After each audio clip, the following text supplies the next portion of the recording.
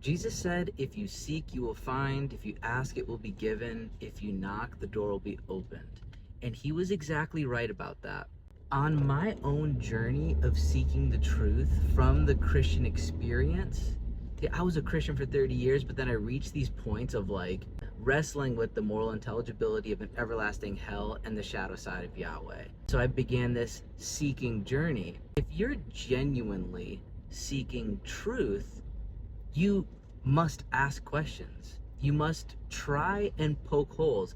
If you surround yourself in an echo chamber while suppressing doubts or questions, that's not seeking truth. That's just maintaining the faith that you're really comfortable with. So for me, I asked all the questions, and what that did is it eventually stripped me of all of my religious beliefs down to three core truths.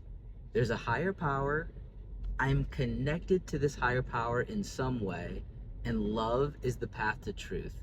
And that was a pretty shaking experience to get to that point, because for 30 years of my life, I felt so confident that I had the truth. But when you get stripped down to these three core truths, there's a lot of uncertainty there. Now, that needed to be stripped away, my religious beliefs, because as Jesus says, you have to let go of the attachments of the world.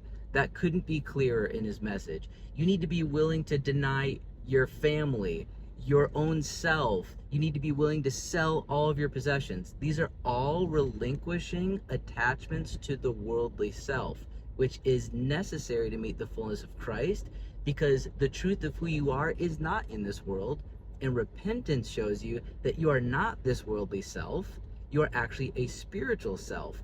But to make the realization that you're not the worldly self, you have to let go of worldly attachments. Christianity for me was a very strong worldly attachment.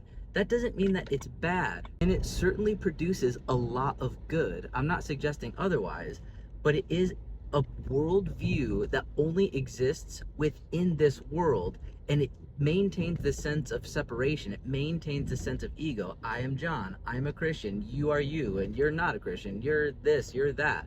That's all separation. That's all a part of the worldly dimension. That's not a spiritual way of understanding reality, because the truth of reality is that all is one in spirit. In your journey of seeking, strip away all of the worldly attachments. When you let go of worldly attachments, then you become really prepared to meet the fullness of Christ, which is the greatest, most powerful experience of love and peace that you could ever experience, and is not ordinary to this worldly experience. I will tell you that.